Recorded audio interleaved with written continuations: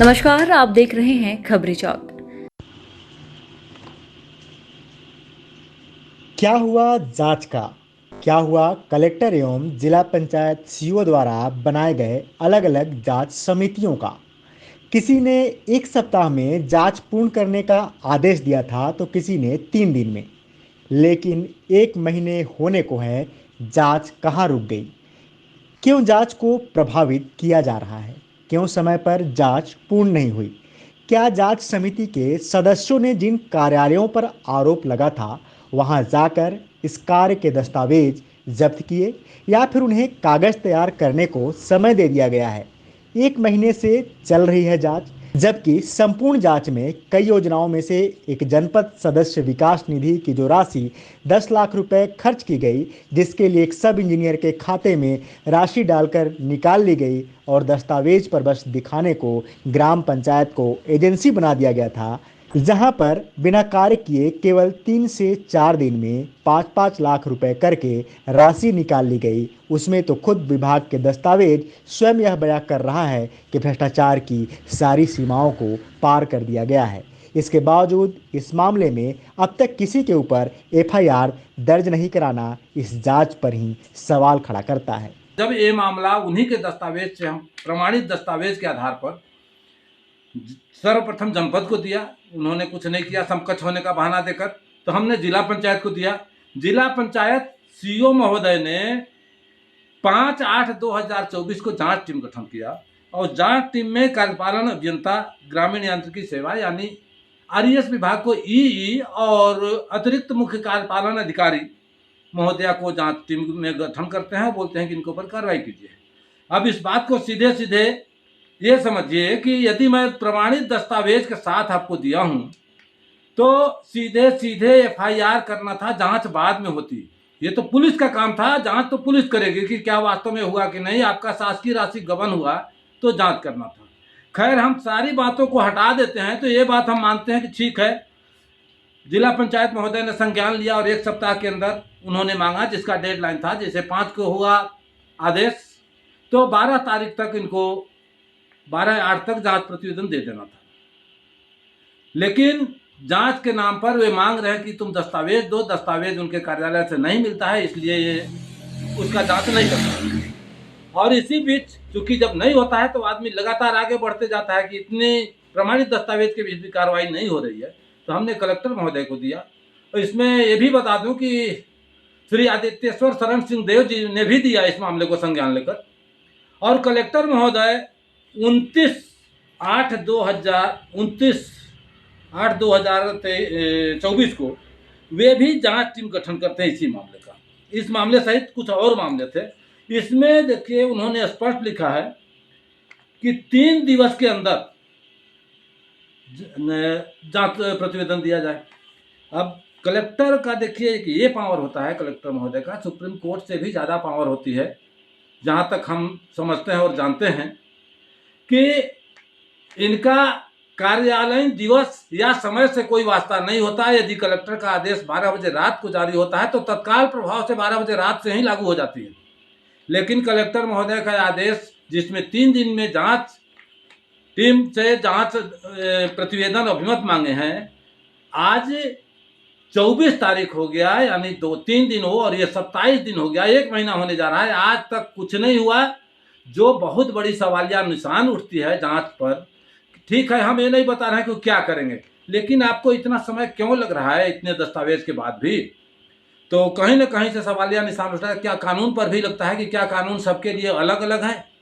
हमारा 10 रुपया चला जाएगा, 2 रोटी चला जाता है किसी का, तो तत्काल कार्रवाई होती है। और क्या जो बड़े बड़े लोग हैं और शासकीय राशि का जिन्होंने गबन किया है, उनके खिलाफ आज तक कुछ नहीं हुआ, सिर्फ जांच की खानापूर्ति की जा रही है। इतना दिन जिसको समय दिया जाता है।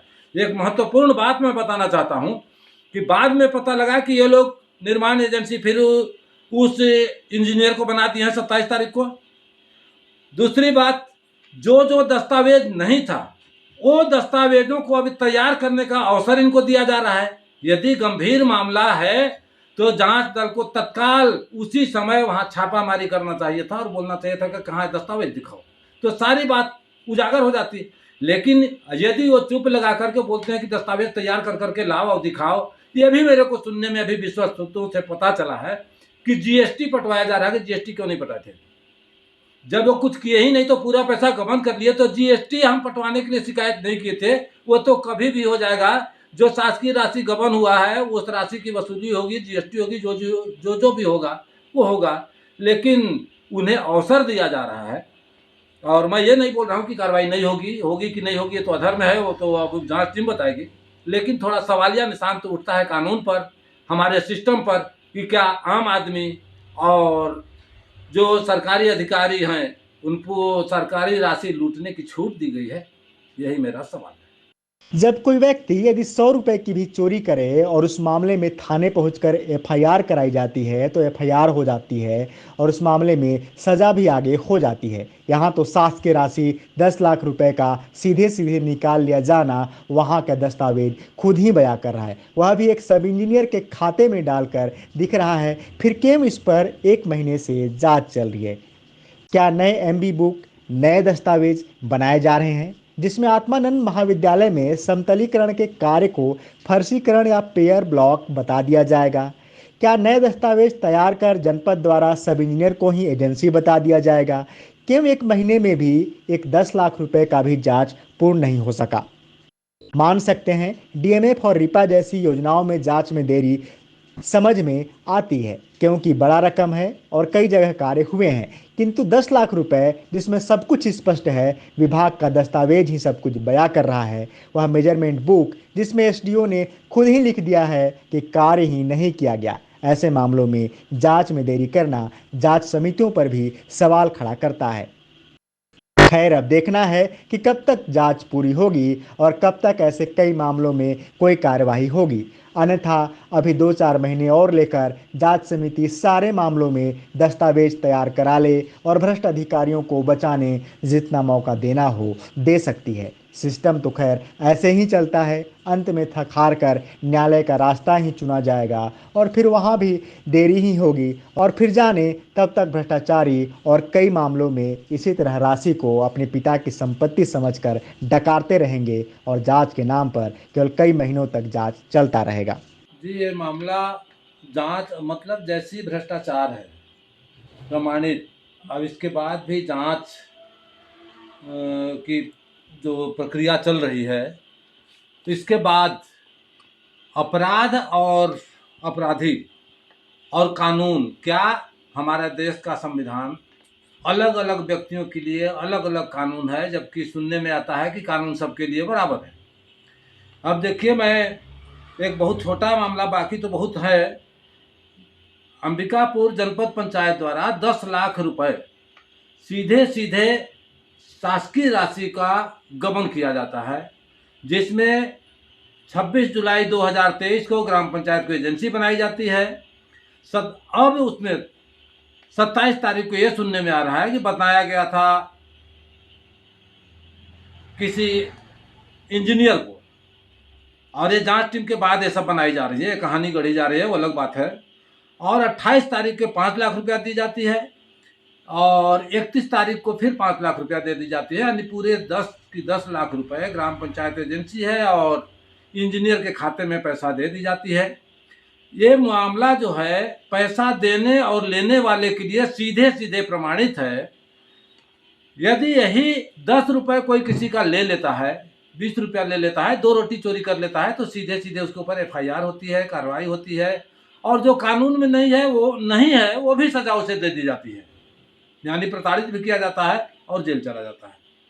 अब उन्हीं के दस्तावेज से, प्रमाणित दस्तावेजों के आधार पर जब मैं दिया, अच्छा उसमें यह भी है कि जब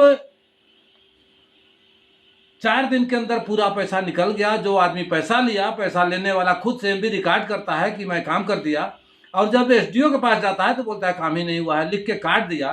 काटने के बाद भी पैसा दे दी जाती है। तो देने और लेने वाले के लिए सोचिए कि तुम करो या ना करो, हमको पैसा देना है तो देना है। उससे बड़ी बात कि जो पैसा दिया था वो 31 को पैसा देता है, 1 तारीख को ट्रांसफर हो जाता है। यानी ये सुनियोजित तरीके से शासकीय राशि को कैसे हजम कर जाना है या लेके भागना है, ये कर दिए। और